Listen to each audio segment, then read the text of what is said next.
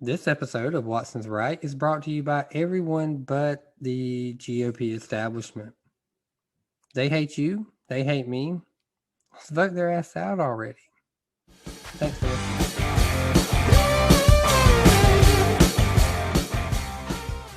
Hi, you're listening to an episode of Watson's Right. I'm your host. I'm Watson, and I'm to tell you why I'm right. Okay, if you're listening to this right now, then obviously we already have President Joe Biden and Vice President Kamala Harris. Just want to take a second if you're listening to me to just breathe, okay? Breathe. It's going to be okay. All right. It's not the end of the world, it's not the doomsday scenario that a lot of Republicans like to paint. Is there going to be stuff that we don't like? Of course. Of course, there's going to be stuff we don't like, but guess what? There will be stuff we didn't like if there was a normal Republican in it. If you're listening to this podcast and you're listening or learning towards the America First agenda, and so that's a new type of politician here in America in a way. So it's kind of it's going to be okay. It's going to be all right. We're not going to crash and burn. I hope you don't wish that we do because we elected Joe Biden. I think that's pretty crappy. But so yeah, I watched the inauguration this afternoon. Thought it was, about the same as far as every other one. There was nothing special about it. I thought Michelle Obama looked good. She stood out to me. I thought Hillary Clinton looked like a mess, like always. Jill Biden looked good. Kamala looked good. It was all right. Nothing special. His speech was, I thought it was a good speech overall. I don't understand the continuation of putting in white supremacy, Nazi type stuff. I just completely disagree with that. That's not uniting a country. Okay, continuing to call a group a Nazi or white supremacist or whatever, and then continuing to ignore other terrorist groups in our country, Antifa, it just kind of makes you look foolish. But I thought he had a good speech up until that moment. I thought once he started that stuff, that's where he kind of lost me, and that's where I kind of went back to, division type politics. Now, I'll never understand exactly why Democrats feel like that stuff's not divisive. I'll never understand why Democrats feel like, Trump saying that it's all Democrats, or Trump saying, stuff like that, calling out the Democrats, calling them radical, calling them, whatever. That's divisive. But yet you continuing to label the whole side a racist bunch or a white supremacist or Nazis or, whatever. You continuing to do that. How is that not divisive? I mean, what's the difference? You say it nice. You say it more eloquently than Trump does. So that makes it less divisive. People don't realize that I don't know. The last couple of days since my last podcast, I just been thinking a lot about, where we're at right now in this country. And it's really sad. It's really sad for both sides that we are a country right now where it's you versus me versus you. We talk unity, but again, we don't show it. We don't show it. None of us show it. We're so quick to run to our corner and, ready to fight our way out. It's like my Facebook right now. It's such a salty, sweet place right now. Okay, you have people who are just loving life. Joe Biden's the president. Yay, awesome. Then you have some that are just such bitter people. Some people just don't know how to lose, and we just lost. We lost. Okay, I mean, it is what it is. It's just there's no unity right now, and there ain't going to be. As long as both sides continue their rhetoric, then there ain't going to be no unity. You know, Joe Biden talking about the white supremacists and Nazis and so forth. Yeah, and then like the very next sentence, I think he started talking about, oh, if you didn't vote for me, I'm going to work for you. Nobody wants you to work for us when you're calling us white supremacists and Nazis. Nobody wants you to work for us. Stop doing that. Stop doing that.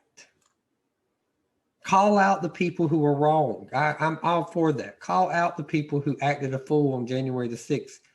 But stop labeling everybody that way. That is not unity. You're not convincing nobody by starting off by talking shit about them. I mean, you're not. Same with the Republicans. Stop calling everybody a socialist, a radical, and, whatever, and then try to act like we're going to reach across the aisle and get their vote. Stop. It's frustrating. It's frustrating. Now, this podcast is going to be basically a review of the Joe Biden administration, what I think about it, but also a review of the Trump administration, and what I feel about that. I decided to do both. And the reason I decided to do both versus doing one separate podcast for each one, which I do have for the Trump one, I feel like it's time to move on. I'm not saying Trump don't have a role in what we're going to, anything like that, but I feel like it's time to move on from the Trump administration. It's done. So it's time to find the movement, keep the movement going, and just move on to improve on it. Improve on what we already started. So that's why I decided to do both, to knock the Joe Biden administration out, to knock the Trump administration out, and to really push to not turn this podcast into an event thing, but to go back to what I wanted it to be in the beginning, which was a talk about the politics that's going on, but also talk about ways that we can work to change it. So, that's the plan.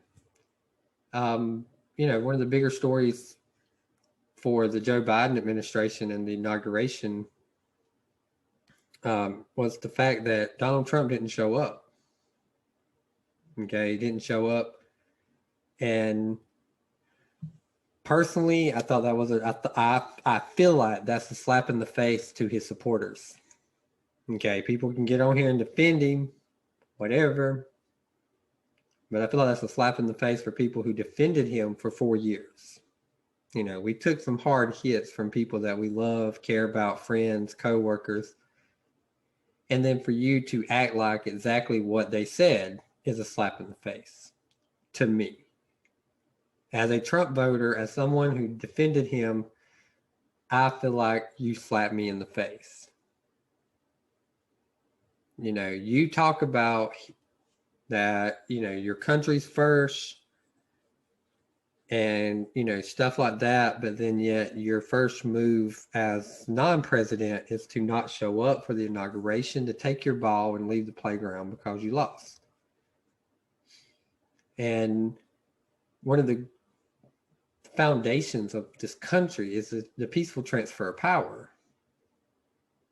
The peaceful transfer of power is the foundation of this, one of the foundations of this country. And Trump could have made a big push in uniting this country by just showing up, by calling the Bidens, having them over at the White House, do a bullshit photo op, go to inauguration, show that you are transferring power peacefully, show that you are wanting this country to get better. Instead, you chose to do your own thing, leave, not invite the Bidens ever, and call it a day. And the thing that frustrates me the most about it is we all know that President Obama did not care for Donald Trump, still don't care for Donald Trump.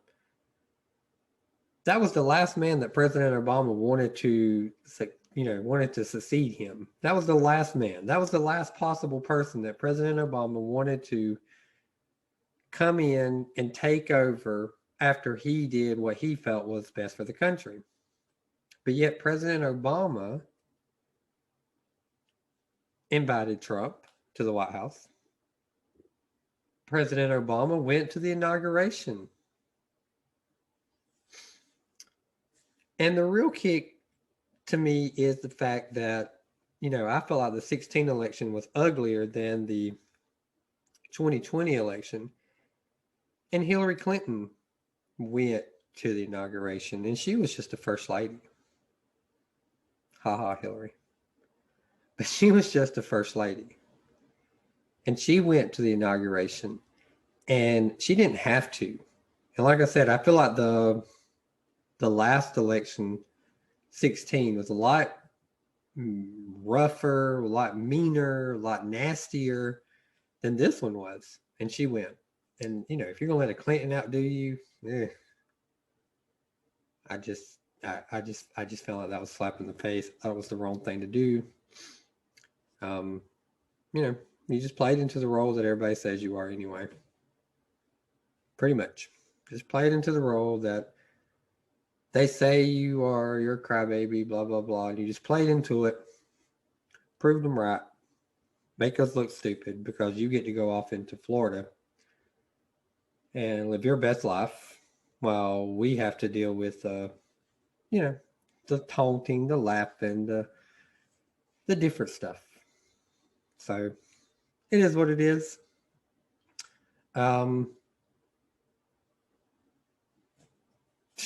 Yeah, it is what it is when it concerns that. I feel like he's showing his colors, and I didn't sit well with me personally. So just to continue on from Trump, let's build on Trump. Okay, let's go ahead and wrap Trump up, put a bow on it, send it out. To build on Trump, 4 years of Donald Trump. The left didn't think we'd make it. The right was unsure at some point. And we made it. We made it. I personally believe that if you take off your bias goggles when it concerns President Trump and you look past his rhetoric and you look past his rudeness, I think you will find some very bright spots in the President Trump era. I really do. I think that you have to give him credit for the unemployment. You have to give him credit for the economy. People like to say that President Obama's economy was already improving, and that's true. It was. However, I feel like we got the jump, the really big push because of Trump and regulations, because he probably cut the most regulations for jobs in a president's history. We overregulate so much in this country that I don't even think we realize it. And him doing that and then doing the, 3 regulations for every one, I think, or maybe it was 2. I think that deserves a lot of credit for the economy and the unemployment rate. And the unemployment rate was for everybody. It wasn't just white people. It wasn't just men. It wasn't just women. It wasn't just blacks, white, Hispanics. It was everybody. Everybody showed record number unemployment rate. So I think, that's a very big bright spot. I think also the tax cuts were good. They wasn't the best. Of course, you can sit there and say that they gave it to, whatever. But, people did see increases in their paychecks. The child tax credit was doubled. I thought them were 2 good things. Criminal justice reform, shockingly, how ironic that his criminal justice reform that was passed It's actually a correction to the Joe Biden crime bill. How we got to a point to where you have one man um, fix a crime bill, and then you put in the man that did the crime bill. But that's what we did. So criminal justice reform was a good thing.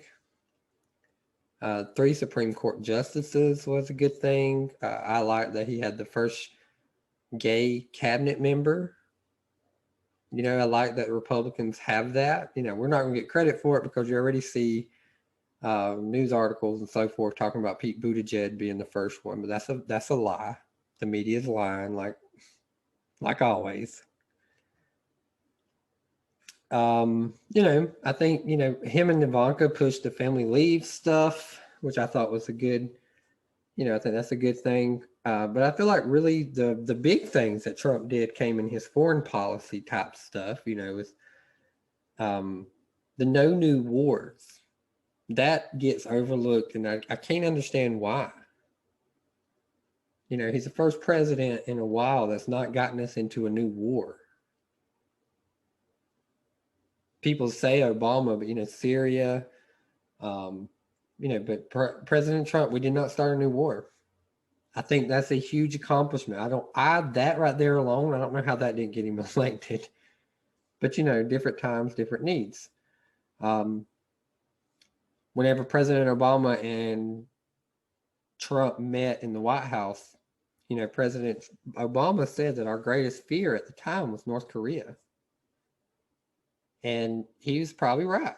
But yet, we've not heard nothing from them. Okay, they've calmed down. It's going to be very interesting to see if North Korea all of a sudden decides to start acting up again. Like, was it something Trump did? Was it, was North Korea just tired? Well, no, we'll see. Getting out of the Iran deal, out of the Paris climate deal, I thought were all good things. The trade deals, I like the USMCA. I like that, he's renegotiated them with Britain. He renegotiated them. We started with China, South Korea, Japan. I like that he held China accountable. Tried. I like that he put tariffs on China. I like that he demanded China to buy more. I liked all that. The Middle East peace deals that he and Jared Kushner were able to push out in that last year, very good. That get overlooked. And ISIS, where are they? I mean, where are they? Maybe President Obama was right. Maybe they were a JV team. I don't understand why he didn't take them out. Trump did pretty quick. We ain't heard of ISIS in a while. So, and then you got oil independence and you have immigration. I thought he did all right with immigration, but I'm not going to give him as much credit as he likes to give himself about immigration. I felt like he, I don't know. I felt like he could have did more, honestly. I feel like he could have did more. But he did better than the previous administration and the previous one before that and the previous one before that. NATO, making the NATO nations pay more of their share. Since we have to defend them, making them pay more. I think his foreign policy part will be remembered better than his domestic part, and mainly because of his divisiveness in this country. Sadly, a lot of his domestic stuff, I think, will be overlooked. Will be overlooked. And the negatives of a lot of his stuff, I feel like, is executive orders. We've gotten to a habit where Washington don't do anything, so you have to do executive orders in order to get anything done. So a lot of his stuff will be erased. Joe Biden can erase it with the swipe of a pen, and some of it he already has. I mean, day one, he got us right back into the Paris climate deal. Day one, he killed the Keystone Pipeline. You know, so there goes, oil independence. But we'll talk about that stuff later. I think all that I named, though, are good things that the Donald Trump presidency should be proud of. He should brag about them.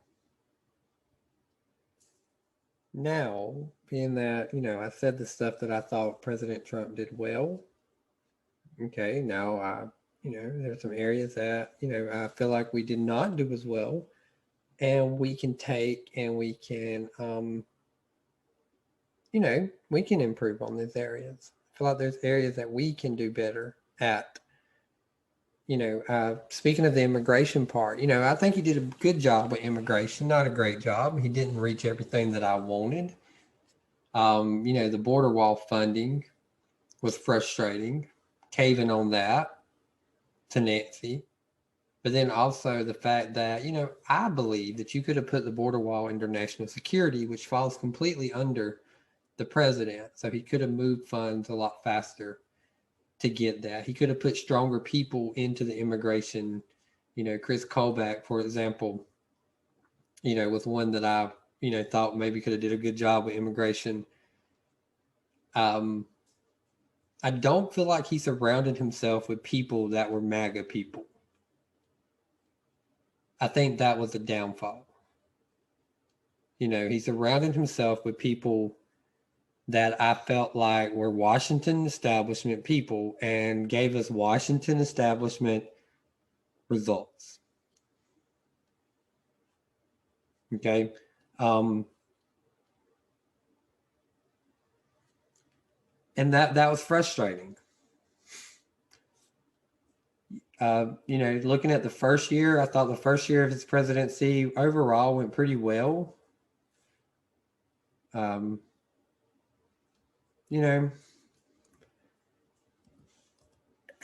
It's hard to look back on his presidency and find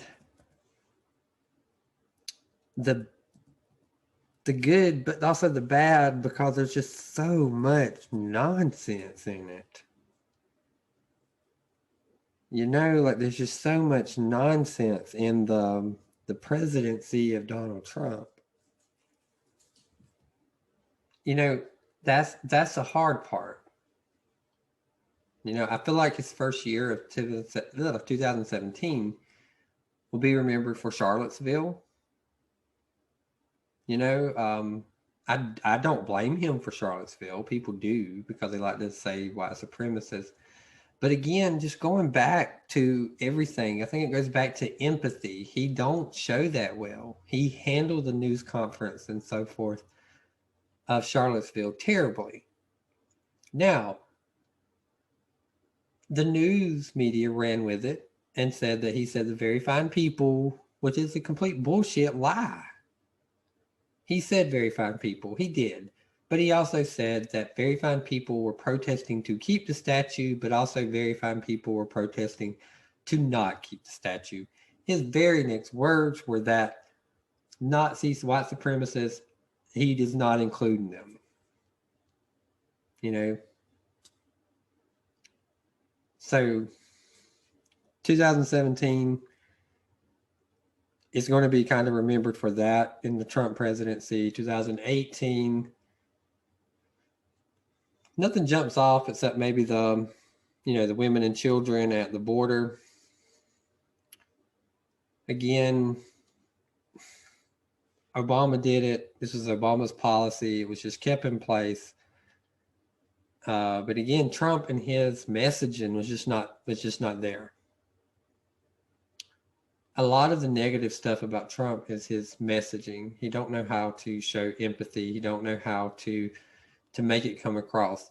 And the thing that pissed me off the most about Donald Trump during the 4 years was his obsession with trying to get the media to like him. His obsession with trying to get them to understand they don't like you. Stop giving them interviews. Stop giving them priority. But yet he continued to do Lester Holt interviews. He continued to go on CNN or Fox or NBC or ABC. He continued to give all interviews with the New York Times or Bob Woodworth or whatever his name is. Why? Why? I would never understand that. That pissed me off so bad. He was so obsessed with making the media like him that I feel like we lost the good opportunities to get some actual stuff done. He did not work well with the Republican Party. He did not work well with the Democratic Party.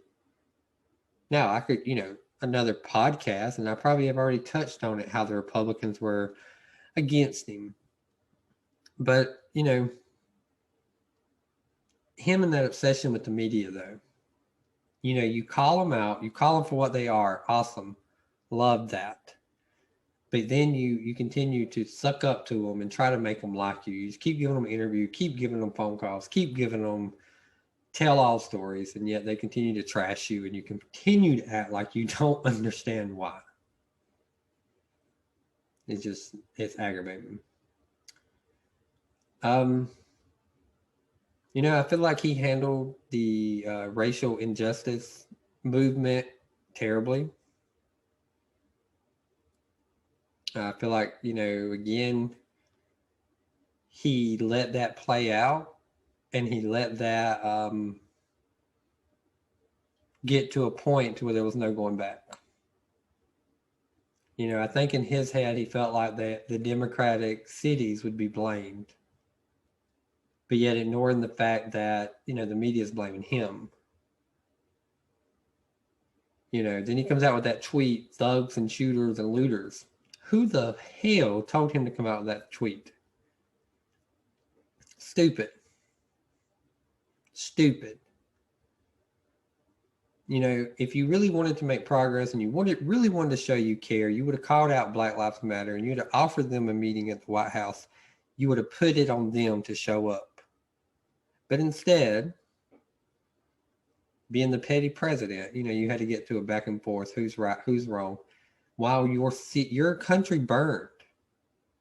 You're the president of the United States. You let the country burn. Then when they came to your house, you went in the bunker and cut the lights off at the White House. That was such a disgrace to me. That was the lowest point of our presidency with Donald Trump, was when he cut the lights off at the White House. It took a lot for me to even recover from that and even to cast a vote for him, because in my opinion, that was weak. And then you continue throughout this year, 2020, you continue to let our cities be terrorized by Antifa, burned down by Antifa, and yet you tweet about it. Law and order.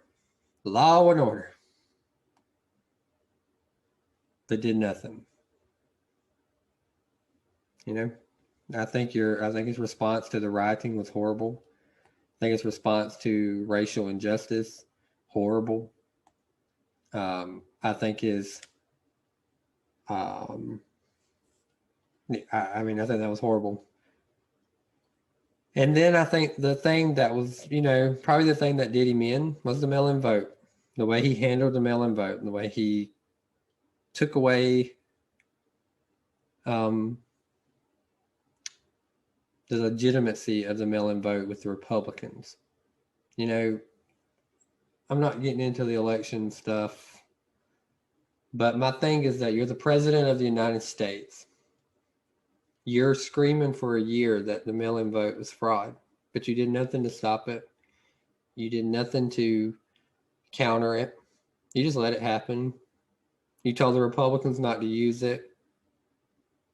Every time a Democrat set up a drop box in a blue area, you should have been setting up a drop box in a red area.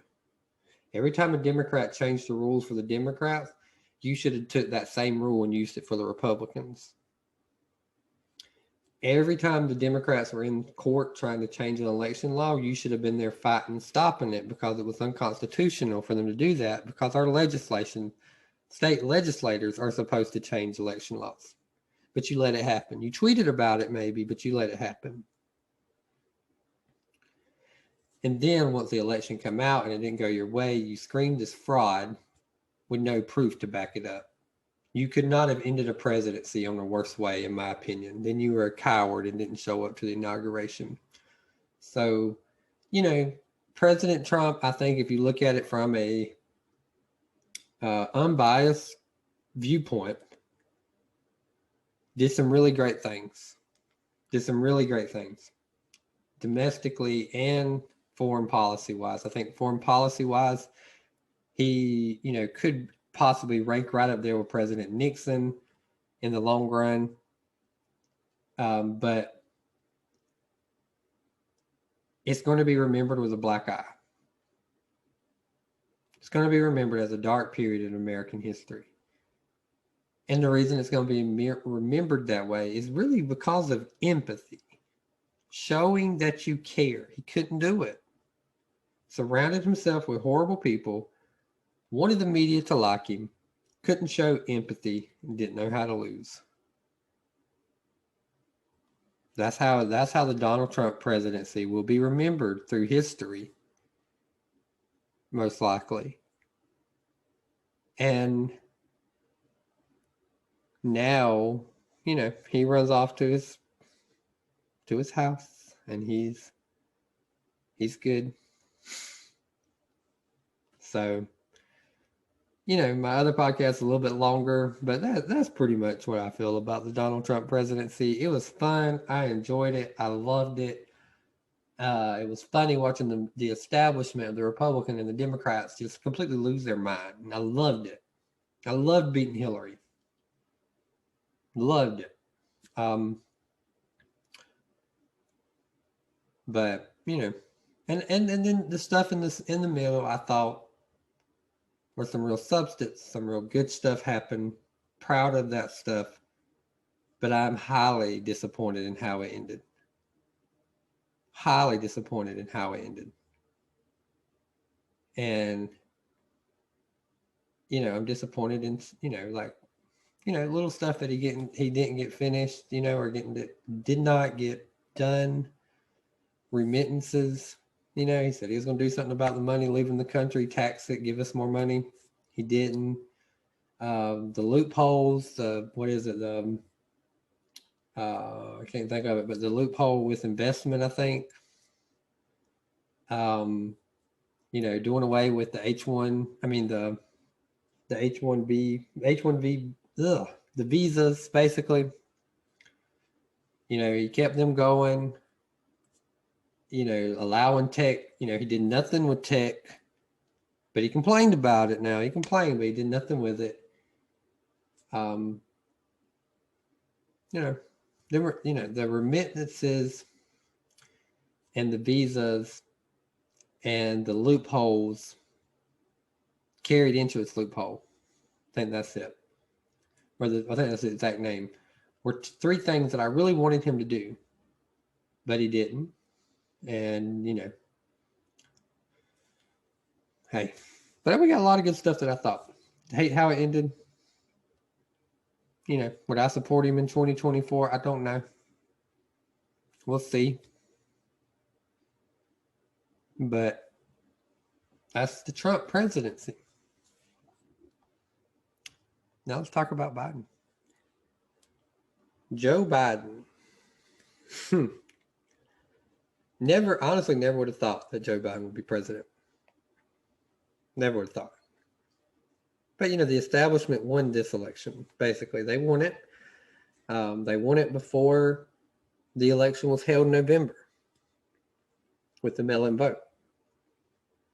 They chose Joe Biden by cutting deals with Pete Buttigieg and Amy Klobuchar and, made some deals with them to get everybody out the race because they knew Joe Biden would beat Bernie Sanders in a head-to-head contest, but they were afraid Bernie was going to win. So the establishment won. They meant that, Donald Trump was not going to be president again, that we were not fixing to put someone in that like that again.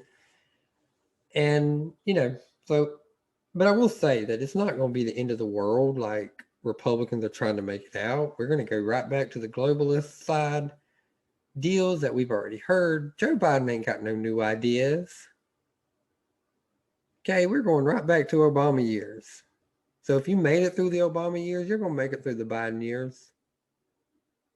The only difference is Biden's a beatable candidate.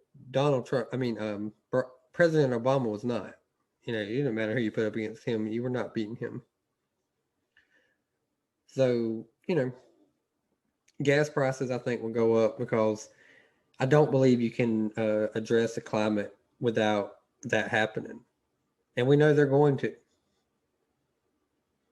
So that will happen. We'll get back in, we'll turn back into a global society where we, get back into the WHO organization, I think is what he said, which I think is crock because the WHO, should be held accountable for COVID-19. They lied to us in the beginning about what exactly was going on. They covered for China, and I think that's complete bullshit. But we'll get back in that because that's how the globalists want us. That's how the establishment wants us. So we'll go back into that. We'll reestablish relationships. We know Joe likes China. Lord knows. Oh, I seen Hunter. Did y'all see Hunter on the inauguration? There's Hunter. Disgrace that he was there. But anyway. Well, so definitely our relationship with China will be, by the media, will be better, but it will be crap for the everyday American.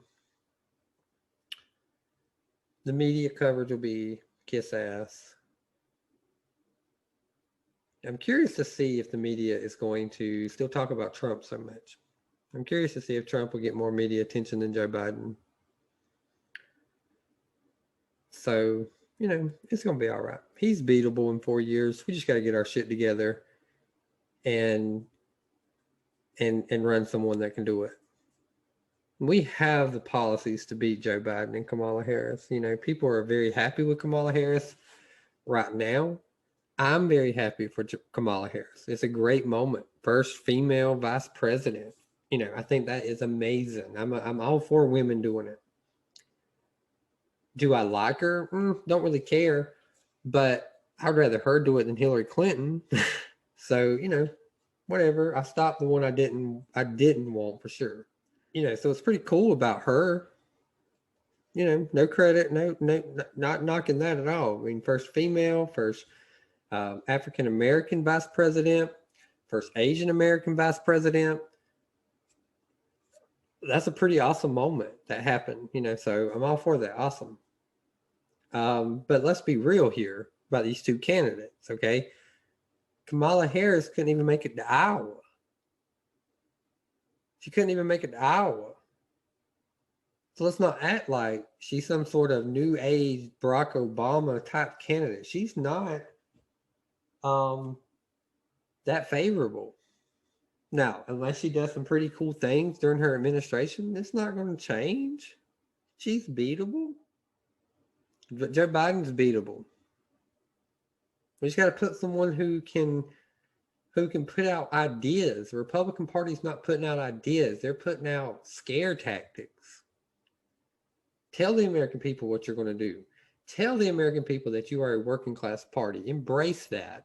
They won't, but that's what we as the voters got to make sure we hold accountable. We got to make sure that we make them put people up there that are going to put us first. They're going to try. They're going to try very hard to give us Nikki Haley. Okay, they're going to try very hard to give us Mike Pence. But we just got to reject it. Jeb Bush, we just got to reject that. We need to be really looking at Ron DeSantis from Florida, Josh Hawley from Missouri. Hell, even look at Ted Cruz. And I'm not a Cruz fan, but look at him. Tucker Carlson, Donald Trump Jr., Ivanka Trump. Ivanka, not really sure, but I like her. So it was doable to beat him. And that's where our focus needs to be. Our focus needs to be that, we need to be focused on the 2022 election. And yes, I've rambled and gotten off Joe Biden. There ain't really much talk about Joe Biden right now. We know what he's going to do. Okay, so there's your Joe Biden story. Next. But we need to focus on the 2022 election, focus on getting back the House, getting back the Senate. The Democrats do not have a ton of power. They have a 1-vote Senate majority and about a 10-vote House majority, maybe 12, somewhere in that area. Very winnable, very winnable. Our candidates outperformed them in the November election. So it's very doable. We'll be the minority party. They usually do better in off-year elections. We just need to make sure we're primarying these people. And yes, I still think primary the ones who do not like who impeached Trump. Primary them fools, because that was nonsense to impeach him. I don't care. I don't. That was nonsense. They got to go. Liz Cheney. They got to go. But we on the ground have got to make an effort to put America first, working class candidates in office. I don't care if we have that seat right now. Okay, we have Georgia District 1. That's my district. We have that seat right now. But Buddy Carter's got to go. Okay, he's got to go. He's an establishment candidate. He's got to go. We need to primary these establishment Republican candidates and then nominate an America First working class candidate and take back the House, take back the Senate, and then we can do some stuff. What I hope does not happen is I hope we don't turn into the party of no. We got to show that we can govern and that we have ideas. No is just a cheap way of getting out of things. No, Joe Biden likes it. No, Kamala Harris likes it. That's just a cheap cop-out, in my opinion. So, we can't just be the party of no during these 4 years of Joe Biden. We got to be a party that's introducing ideas, introducing America First, working class ideas. During the Biden administration, who cares if Joe Biden gets credit? Worry about the people. And, we just got to focus on 2022. Focus on the seats that we can win. Just got to gain focus, understand what we can do, understand what's in grasp, and understand where we're at. And everything will work out. If we put in the work, we can make this happen. So I'm going to wrap this episode up with kind of a bow on the Trump administration, because we're past that now. We need to move on. We need to take what was good, run with it, leave what was negative behind us, focus on 2022, come together as an America First movement, and let's win. Let's win. Lick your wounds, put your battle paint back on, and let's get to work, because we got 2 years to change this. Thank you for listening. Like, share, comment. Let me know what you think. I would love to hear from you. Share this episode. Get more people following us. That's how we're going to reach it. And as always, I'm Watson, and that's why I'm right.